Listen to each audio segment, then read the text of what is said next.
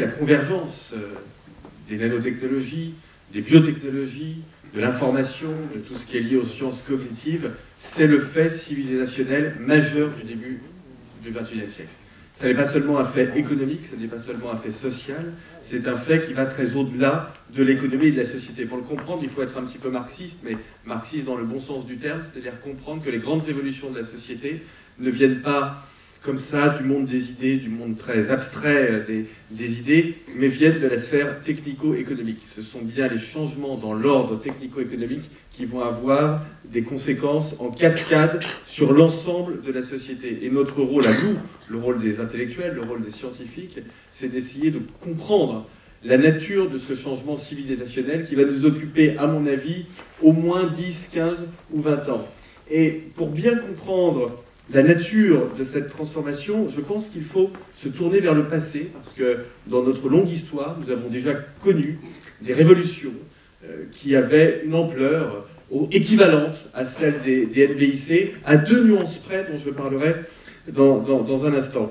Je pense que le premier de ces grands changements qui présentent des caractéristiques avec la période actuelle, ça a été la première mondialisation pendant le siècle de Périclès, il y a à peu près 2500 ans, et ça a été une période de vertige pour l'humanité, un petit peu comme le vertige d'ailleurs que nous ressentons aujourd'hui quand on vous écoute et quand on réfléchit à toutes ces conséquences possibles des NBIC. Songez qu'avant l'invention du grand commerce, donc au moment du siècle de Périclès, un artisan qui vivait sur une colline derrière Athènes, quand il voulait se procurer du vin, par exemple, eh bien, il échangeait un panier contre une amphore de vin qui était produite par son voisin, qui était produite par un membre de sa communauté. Et vous comprenez bien d'ailleurs que ça soudait très fortement les communautés. D'ailleurs, les gens vivaient physiquement derrière des forteresses. Et puis, votre artisan grec, au loin, il voit la construction du port du Pirée, un petit peu comme on voit le transhumanisme aujourd'hui. Alors il voit ça avec une certaine fascination, et puis il voit ça aussi avec un certain vertige, dont je parlais tout à l'heure, exactement comme aujourd'hui. Et il a raison, parce que la transformation du port du Pirée, en effet, ça va être l'avènement du grand commerce, et donc ça va être un mouvement de croissance absolument extraordinaire pour l'histoire de l'humanité, mais ça va être la destruction de sa communauté, puisque la personne avec qui il va échanger, elle ne sera plus dans sa communauté, mais ce sera quelqu'un qui sera de l'autre côté des rives de la mer Égée, de l'autre côté des rives de la mer Méditerranée, et l'échange sera médiatisé par l'or, par une monnaie. Donc on va rentrer dans une société qui sera une société beaucoup plus individualiste et une société beaucoup plus abstraite. Je peux vous dire que pour les contemporains, ce qui est vu aujourd'hui comme une grande avancée de l'humanité n'a pas été vécu comme ça par les contemporains du siècle de Périclès. C'est un petit peu la même chose qui se passe au moment de la Renaissance. Au moment de la Renaissance, comprenez bien qu'avant la grande révolution scientifique de la Renaissance, les individus considèrent que le ciel est un toit, que vous avez un ordre cosmique, que la mer est infinie, ou en tout cas que derrière la mer, vous avez des monstres, et puis un grand trou. Le Finistère, ça vient de là, c'est bien l'idée de la fin de la Terre. D'ailleurs, on imagine bien ça, je trouve, quand on est à Brest l'hiver, on imagine bien que c'est vraiment la fin de la Terre, la fin de quelque chose. Et on dit aux gens, mais non, en réalité, l'univers est infini, ce qui est très difficile à comprendre, je n'ai toujours pas compris, moi. L'univers est infini, et la Terre est ronde. Alors là, vous avez beaucoup de gens qui se sont suicidés, parce que évidemment, la Terre est ronde, c'est très bizarre. Moi, je regarde devant moi, ça monte plutôt. Et en tout cas, je ne perçois pas du tout que la Terre est ronde. On vous dit, la Terre est ronde, tu vas par là, tu marches très longtemps, tu prends des bateaux, etc., et tu reviens par là. Vraiment quelque chose qui est très contre-intuitif et qui dérange beaucoup l'idée de l'Antiquité, au fond, de l'ordre cosmique, qui est un ordre harmonieux. C'est ce type de vertige que nous connaissons aujourd'hui. Dernier exemple historique, ce sera bien évidemment le 19e siècle. L'histoire du 19e siècle est absolument passionnante, surtout l'histoire d'ailleurs de la première moitié du 19e siècle, puisqu'on sait aujourd'hui que ça a été une période de développement économique et social absolument extraordinaire pour l'histoire de l'humanité. Je vous le disais il y a un instant, ça n'est jamais perçu comme ça par les contemporains. Les 2 grands romans, Jacques Attali a tout à fait raison de mettre l'accent sur l'art et sur les romanciers en particulier, mais les 2 grands romans de part et d'autre de la Manche au XIXe siècle, c'est les Misérables d'un côté et Oliver Twist de l'autre. Les Misérables, hein, c'est pas les malheureux, c'est pas les pauvres, c'est les Misérables. Donc quelque chose qui est très fort. Oliver Twist, évidemment, vous connaissez l'histoire, c'est encore pire. L'autre grand succès de Dickens s'appelait Hard Times, hein, les temps difficiles. Donc vous voyez que vous êtes quand même dans une thématique qui est négative, au moment même où en réalité l'humanité connaît la première grande phase de son développement, en tout cas sur un spectre géographique qui est aussi large. Au milieu du 19e siècle, Darwin, à Donne, 20 km au sud de Londres, vous dit « Vous venez pas de Dieu, vous venez du singe, globalement. Vous venez pas d'en haut, vous venez d'en bas. » Il y a aussi beaucoup de gens qui se sont suicidés, qui n'ont pas accepté ce changement de paradigme. Vous voyez où je veux en venir, c'est que bien évidemment aujourd'hui, c'est quelque chose de cet ordre-là que nous vivons, mais c'est peut-être encore plus fort, pour deux raisons. La première raison, c'est la vitesse à laquelle cette révolution des NBIC se diffuse. Alors bien évidemment, nous sommes au début de cette révolution, ce qui fait dire d'ailleurs à certains esprits un petit peu paresseux qu'au fond, cette révolution des NBIC, c'est une anecdote. Aujourd'hui, c'est vrai qu'on ne voit pas beaucoup d'hommes augmentés, c'est vrai qu'on ne voit pas beaucoup de voitures sans chauffeur, c'est vrai qu'on ne voit pas beaucoup de drones au-dessus de nous. Oui, bien sûr. De la même façon qu'en 1900, on ne voyait pas beaucoup de voitures. Ou en 1830, on ne voyait pas beaucoup de chemins de fer. Ces révolutions industrielles, elles ont une vitesse de diffusion qui est une vitesse exponentielle.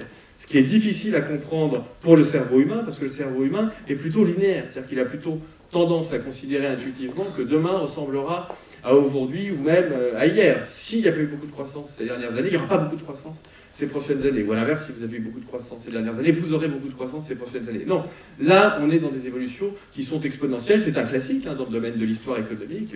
La télévision, par exemple, s'est diffusée de façon exponentielle. 1950 en France, 5% des ménages sont équipés d'un téléviseur. 1960, 95% des ménages français sont équipés d'un téléviseur. Ça s'est fait en 10 ans, assez rapidement, suivant une forme de diffusion exponentielle. Aujourd'hui, c'est pas 10 ans, c'est encore plus rapide que ça. Vous voyez que toutes ces grandes entreprises dont on parle, alors les GAFA mais bien d'autres, en réalité, ce sont des entreprises alors qui, pour certaines d'entre elles, ont un peu plus de 10 ans, mais qui, en tout cas, ont connu un développement accéléré en quelques années. Et ça, vous n'aviez pas ça avec l'imprimerie. L'imprimerie s'est diffusée de façon assez rapide, mais ça s'est diffusé moins rapidement que les NBIC. Le deuxième élément qui nous donne à penser que ce que nous vivons, c'est plus fort que ce que nous avons vécu au XIXe siècle, à la Renaissance ou au siècle de Périclès, c'est tout simplement l'idée selon laquelle les NBIC se diffusent aujourd'hui dans un spectre géographique qui est inconnu dans l'histoire de l'humanité. Lors des grandes révolutions industrielles précédentes, quand on voulait qualifier la géographie d'une révolution industrielle, on regardait le nombre de pays qui y participaient. La Renaissance, allez, l'Italie du Nord, la Flandre, un petit peu la France, la révolution de la machine à vapeur, le nord de l'Angleterre, le sud de l'Angleterre, et puis les colonies, l'Amérique du Nord notamment. Aujourd'hui, et pour la première fois dans l'histoire de l'humanité, il est plus simple de compter les pays qui ne participent pas à cette révolution plutôt que de compter les pays qui participent. Donc vous voyez que vous êtes dans quelque chose qui est très nouveau, vous êtes dans quelque chose qui est extrêmement violent, et vous êtes dans quelque chose qui est extrêmement destructeur, parce que les phénomènes d'innovation sont des phénomènes de destruction créatrice. Ce sont bien évidemment les termes de ce très grand économiste du XXe siècle, du début du XXe siècle, qui s'appelait Joseph Schumpeter, et dont la pensée, quoi qu'on en dise de façon un peu rapide, parfois la pensée est toujours parfaitement actuelle, son cadre d'analyse est toujours parfaitement actuel, comme celui de Marx d'ailleurs, dans un autre style, mais qui me semble aussi, à bien des égards, extrêmement pertinent. Ce que nous dit Schumpeter est irréfutable. Ce qu'il nous dit, c'est que l'innovation, ce n'est pas simplement un nouveau monde qui arrive, ce ne sont pas simplement des nouveaux produits qui arrivent en plus, mais c'est un nouveau monde qui vient remplacer et qui en réalité vient détruire un ancien monde. Et ça, c'est très difficile quand vous le vivez. C'est très facile a posteriori. C'est très facile a posteriori de se moquer des gens qui vous disaient peut-être que l'imprimerie, ça ne va pas être une bonne affaire pour l'histoire de l'humanité. C'est très facile de se moquer a posteriori des gens qui vous disaient peut-être que la voiture ou que le chemin de fer, ce ne sera pas une bonne affaire pour l'histoire de l'humanité. Mais c'est bien ça ce que nous vivons aujourd'hui. C'est cette difficulté à supporter cette partie de destruction de notre ancien monde. Et la véritable contradiction du capitalisme, elle est là. La véritable contradiction du capitalisme, c'est tout simplement le fait que les opinions publiques, et vous le voyez très nettement en France aujourd'hui, vous en avez des traductions politiques tous les jours, les gens veulent le résultat de la croissance économique, ils veulent le résultat du progrès économique, c'est-à-dire qu'ils veulent du travail, ils veulent des salaires qui augmentent, des conditions de vie qui s'améliorent, mais ils sont réticents à la partie destruction de la destruction créatrice. Et donc, vous avez ce que les philosophes appellent une véritable antinomie, c'est-à-dire que vous avez deux éléments qui sont absolument contradictoires, mais en réalité, l'un est la conséquence de l'autre. Vous n'avez pas de croissance économique basée sur les NBIC si vous n'avez pas une destruction de l'ancien monde. Et cette destruction de l'ancien monde, elle sera extrêmement forte, notamment dans un domaine qui vous intéresse beaucoup, qui est le domaine de la santé, et qui moi aussi m'intéresse beaucoup. Je ne suis pas du tout un spécialiste de la santé, mais je me suis beaucoup intéressé aux questions de santé, parce que la santé est le secteur dans lequel, d'un côté, vous avez le plus d'innovation schumpeterienne, et un grand nombre d'applications d'ailleurs de cette convergence des NBIC, évidemment avec comme point d'aboutissement le corps augmenté et le transhumanisme, comme point d'aboutissement. Mais entre aujourd'hui et le transhumanisme, vous avez tout un chemin que nous sommes en train de parcourir, et ce chemin, il se fait relativement rapidement. Moi, je travaille par exemple dans le domaine de l'économie du cancer, et donc je vois bien les progrès que l'on fait dans le domaine du cancer, mais en réalité, ce ne sont pas seulement du progrès, et c'est là toute la difficulté schumpeterienne, c'est un changement de nature. C'est un changement de nature des thérapies, c'est un changement de nature parfois de la chirurgie. Et donc vous avez une véritable transformation, vous avez une véritable mutation. Alors pourquoi vous disais-je il y a un instant que le secteur de la santé est particulièrement intéressant? Parce que d'un côté, vous avez des innovations qui sont extrêmement rapides et extrêmement violentes, mais de l'autre, vous avez des organisations qui sont incroyablement rigides. L'hôpital est très rigide, les cliniques sont assez rigides, les médecins, rien de plus rigide que les médecins. Quand j'entends des médecins cette semaine se moquer des pilotes, je dis, c'est pas possible. Moi, je connais des pilotes qui veulent aller chez Transavia. Il n'y en a pas beaucoup, hein. Il n'y en a pas assez. Je travaille pour la France, mais j'en connais. Par contre, des médecins qui étaient d'accord pour qu'on fasse beaucoup de délégations de tâches pour les infirmières, ce qui est à peu près l'équivalent, j'en ai pas rencontré. Donc, si vous êtes contre les délégations de tâches à destination des infirmières, vous êtes un pilote à la puissance 10. Si vous êtes contre ces délégations de tâches, vous ne pouvez pas vous moquer des pilotes. Et pourtant, c'est quelque chose que j'ai beaucoup observé cette semaine. La conjonction de ces deux phénomènes, c'est-à-dire beaucoup de changements et beaucoup d'innovations d'un côté et de l'autre, une très grande rigidité des organisations, eh bien, c'est quelque chose qui peut mener soit à la destruction, soit à la révolution. Vous savez, vous avez cette phrase d'Edgar Faure, qui était un président du Conseil français, qui disait « La France est toujours en avance d'une révolution parce qu'elle est toujours en retard d'une réforme ». Je crois que c'est quelque chose qui est très profond, et c'est quelque chose auquel on doit réfléchir. Parce qu'ici, on parle du corps augmenté et on parle du transhumanisme, mais on ne va pas se tromper. Pour l'heure, on est absolument les seuls à en parler. Évidemment, les politiques ne s'y intéressent pas du tout, mais c'est normal, puisque les politiques sont le reflet de l'opinion publique, et pas l'inverse. Je le dis parce qu'en France, on a parfois du mal avec ça. On pense que les politiques doivent être devant les opinions publiques et montrer le chemin. C'est quelque chose qui existe peut-être dans l'organisation politique des bisounours, mais ça n'existe pas dans la vraie vie. Une démocratie représentative, ça n'est pas ça. Une démocratie représentative, comme la France, qui à mon sens d'ailleurs fonctionne très bien. Vous avez beaucoup de candidats, les gens votent pour qui ils veulent, je vois absolument pas le problème. Voilà. Le gouvernement fait ce que l'opinion publique lui demande de faire. Et donc si nous voulons que le cadre politique s'ajuste à cette révolution des NBIC et à cette révolution du transhumanisme, le sujet, c'est de faire de la pédagogie, non pas auprès des politiques, mais c'est de faire de la pédagogie auprès des gens, auprès de l'opinion publique, et c'est un très bon sujet pour le faire. C'est un très bon sujet pour le faire, et c'est un très bon sujet pour essayer de réconcilier les Européens et les Français, mais en réalité, le mal de ce point de vue-là est européen, avec la notion de progrès. Il faut associer le transhumanisme et le progrès. Vous savez que l'Europe est le continent qui a tourné le dos au progrès, pour des raisons qui sont des raisons tout à fait contingentes à l'Europe, qui sont liées aux guerres du XXe siècle. Nous avons connu 2 guerres mondiales au XXe siècle, qui nous ont permis de bien appréhender le fait que la technologie est neutre. Avec de la radioactivité, vous faites de l'énergie, des bombes, vous soignez des cancers, c'est à votre entière disposition. De la même façon qu'avec un marteau, vous pouvez accrocher un tableau au mur ou défoncer le crâne de votre voisin. La technologie est neutre. D'où le besoin d'une éthique qui oriente la technologie. Et en Europe, nous en avons plus besoin qu'ailleurs, justement en raison de ce XXe siècle. Oh, le transhumanisme au XIXe siècle, ça n'aurait pas été compliqué. Au XIXe siècle, on considérait, et finalement c'est un héritage des Lumières, que toutes les formes de progrès, pour ainsi dire, s'enclenchaient les unes des autres. On considérait que le progrès technologique allait fabriquer du progrès économique, allait fabriquer du progrès social, qui allait même fabriquer du progrès moral. Évidemment, le XXe siècle a démontré que c'était faux. Nous le savons. Les Américains ne le savent pas complètement. Les Asiatiques, les Chinois ne le savent pas du tout. C'est l'inverse d'ailleurs. Les Chinois, aujourd'hui, pour prendre ce pays, parce que bien évidemment c'est la première ou la deuxième économie mondiale, d'ailleurs on ne sait pas très bien, mais enfin c'est soit la première, soit la deuxième, les Chinois considèrent que leur difficulté, ça vient toujours d'un retard technologique, en réalité. Donc c'est l'inverse de l'Europe. L'Europe est méfiante et freine, les Chinois veulent accélérer en permanence. Donc vous voyez que les valeurs culturelles, de ce point de vue-là, ne sont pas les mêmes. Et donc nous avons une problématique en termes d'explication de cette révolution industrielle, de cette partie de la grande révolution industrielle des NBIC, le corps augmenté, l'homme augmenté, le transhumanisme. Nous avons une problématique d'explication pour l'opinion publique, avec un chapeau éthique et moral qui est tout à fait particulière à l'Europe. Parce que cette révolution, comme toutes les révolutions, elle est schumpeterienne, elle va tout changer. Elle va nous demander de changer nos organisations personnelles, elle va nous changer de demander l'organisation de nos entreprises, qui vont devenir beaucoup plus plates, beaucoup plus horizontales, beaucoup moins verticales.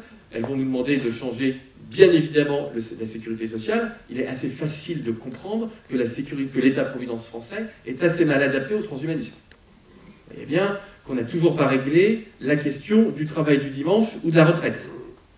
Donc, vivre jusqu'à 100 ans, 150 ans ou 1000 ans, pour l'instant, ça ne fait pas encore partie du logiciel intellectuel qui commande aux évolutions de la sécurité sociale.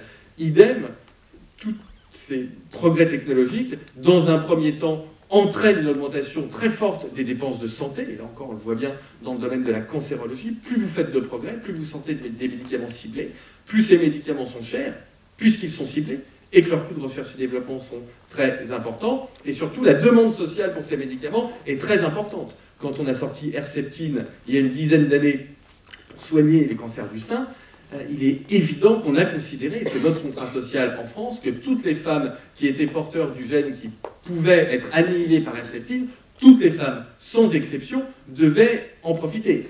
Le problème, et en réalité la merveilleuse nouvelle, c'est que des Herceptines, on va en avoir 15 ou 20 qui vont sortir ces 10 prochaines années. Et donc, il faut cette réflexion, et c'est ça que sert ce type de réunion, cette réflexion, nous devons absolument l'avoir. Je viens de vous parler, pendant les 2 premiers tiers de mon exposé, je viens de vous parler de tout ce que nous allons devoir changer. Nous allons devoir changer 95% de nos sociétés ces prochaines années. Mais il va falloir regarder 5%. Parce qu'on ne peut pas tout changer. Parce que vous ne pouvez pas trop en demander aux gens. Vous pouvez toujours leur expliquer que les NBIC, c'est formidable, que l'homme transformé, c'est encore mieux, et que l'immortalité, même si bien sûr, ça n'est qu'une chimère, mais en tout cas que tendre vers l'immortalité, alors là, c'est encore mieux. Il n'empêche que, même pour atteindre ce Graal-là, les gens ne voudront pas tout changer, et vous le voyez bien dans tous nos débats français, on a quelques problèmes de résistance au changement. C'est très vrai en France, c'est vrai aussi dans d'autres pays. Alors, peut-être dans une moindre mesure, mais enfin, dans tous les pays, vous avez bien évidemment ces résistances au changement. Ça tombe bien parce qu'il va nous falloir garder certaines choses. Et là, nous entrons dans le domaine absolument essentiel, que là encore, nous devons réinvestir ces prochaines années. Nous entrons dans le domaine des valeurs, nous entrons dans le domaine de l'immatériel. Qu'est-ce que nous allons devoir garder ces prochaines années pour convaincre nos concitoyens que l'on peut entrer dans l'ère des NBIC et de l'homme augmenté? Alors je me suis pendant longtemps posé la question, et j'ai un petit peu tout passé en revue. Alors je me suis dit, peut-être que ce qu'il va falloir garder, c'est l'amour, la famille d'amour par exemple. Mais finalement je ne suis pas sûr, parce que la famille d'amour est une institution extrêmement récente. Hein.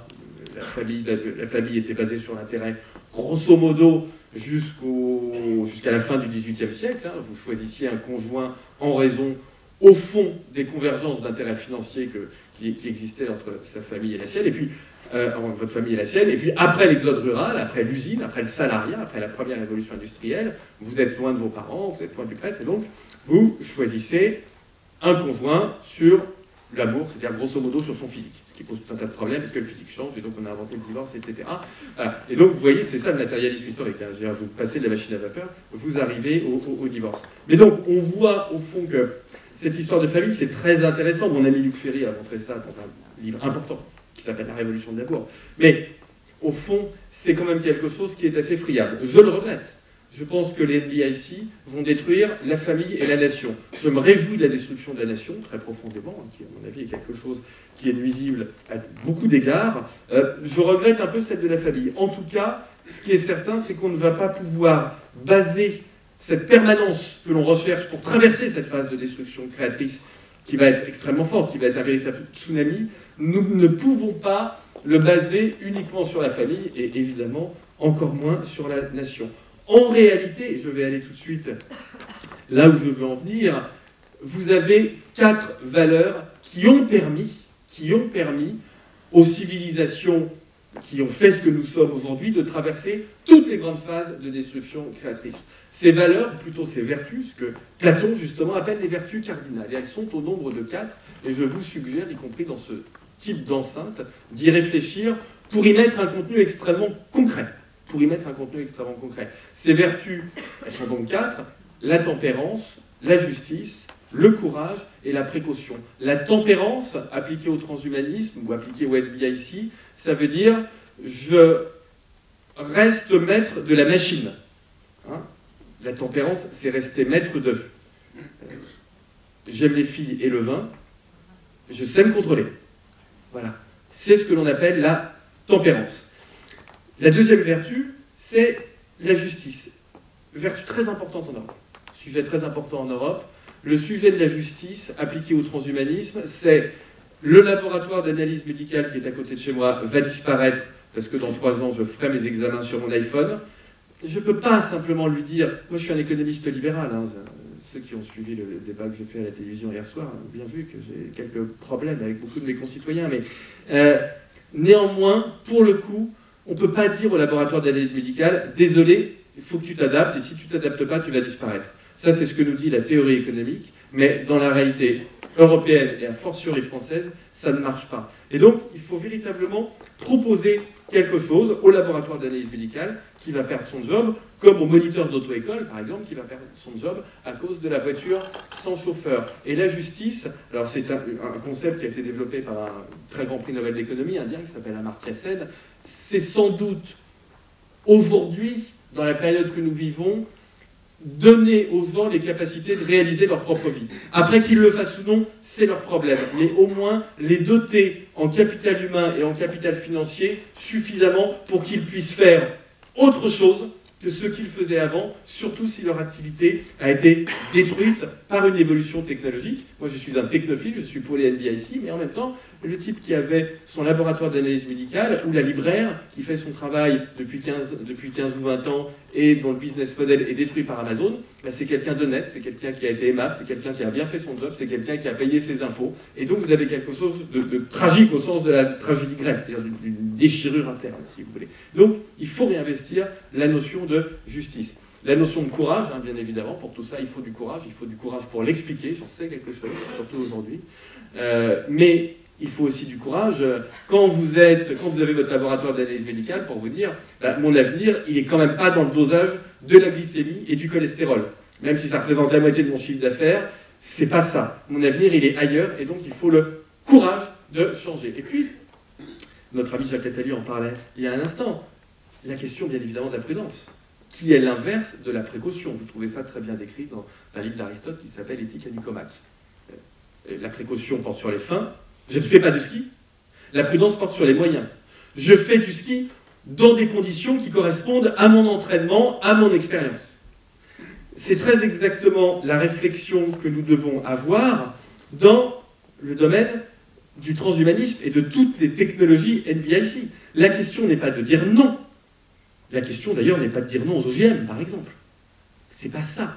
La question est celle de la régulation, des conditions dans lesquelles on les accepte et du but que doit remplir l'utilisation de ces technologies. Est-ce que séquencer le génome d'un futur enfant et pratiquer un avortement, c'est fait pour éradiquer la mucoviscidose ou pour choisir la couleur des yeux? Voilà une vraie question. Je pense qu'on a à peu près tous la même réponse d'ailleurs, parce que c'est un petit peu notre surmoi européen, on a tous à peu près la même réponse. Ça, c'est pas la prudence, la précaution, ça n'est pas la précaution. La précaution vous dit j'interdis ça, hein, parce que ça relève de l'eugénisme, et donc je ne peux pas. La prudence vous dit non, je réfléchis à la façon dont je vais le faire. Et je vais conclure sur un tout autre sujet. Je vais conclure sur le transhumanisme. Et je ne vais pas conclure sur l'économie. Parce que je crois qu'il y a autre chose que les valeurs, une autre dimension de notre vie spirituelle qui va revenir ces prochaines années. Cette dimension, c'est l'esthétique. ça peut vous surprendre, mais je sais qu'aujourd'hui, dans les cercles transhumanistes, on se pose aussi la question de l'art transhumaniste, et c'est évidemment une question qui est extrêmement légitime, et donc on imagine évidemment tout un tas de choses bizarres. C'est complètement faux. Aujourd'hui, vous avez une grande demande pour des valeurs traditionnelles. C'est complémentaire, j'espère que je m'en suis bien expliqué, avec l'entrée dans les NBIC et le transhumanisme. Vous avez donc aussi une demande pour une esthétique qui soit une esthétique relativement traditionnelle. Le XXe siècle, c'était le siècle de la déconstruction, c'est le siècle du nouveau roman, c'était le siècle de la musique dodécaphonique, de Boulez, etc. C'est Boulez qui avait dit si Schubert est un musicien, j'en suis pas un. Ben là, je crois qu'il avait raison pour le coup, c'est en dessous de la seule fois de sa vie, mais voilà. Mais ce qui est très intéressant, c'est que ça, on ne pouvait pas le dire il y a 10 ans, puisqu'on était taxé de révisionnisme ou de nazi, hein, ce genre de... Voilà. Aujourd'hui, on peut parfaitement le dire. Donc on voit bien que, même au sein de l'opinion publique, les choses changent. Et oui, parce qu'il faut bien que vous compreniez que les valeurs cardinales et la beauté, d'un côté, et les NBIC et le transhumanisme de l'autre, ce ne sont pas du tout des aspects qui sont des aspects contradictoires. Ce ne sont pas des choses qui sont substituables. Ce sont des aspects qui sont des aspects complémentaires. Et si vous voulez entrer dans l'un, il vous faut aussi entrer dans l'autre. C'est ce que j'appelle le progressisme rationaliste, conservateur. Progressisme parce que nous aimons le transhumanisme. Rationaliste parce que nous sommes des êtres rationnels et nous devons mener des politiques publiques rationnelles. C'est d'ailleurs dans nos traditions, là aussi, hein, c'est dans la grande tradition européenne, enfin pas européenne d'ailleurs. Nous devons mener des politiques rationnelles qui vont nous permettre d'entrer en bon ordre dans le transhumanisme, et conservateur parce qu'on ne peut pas tout jeter par la fenêtre, et il va quand même falloir garder une partie de cette civilisation qui fait que nous sommes là aujourd'hui. Terminé.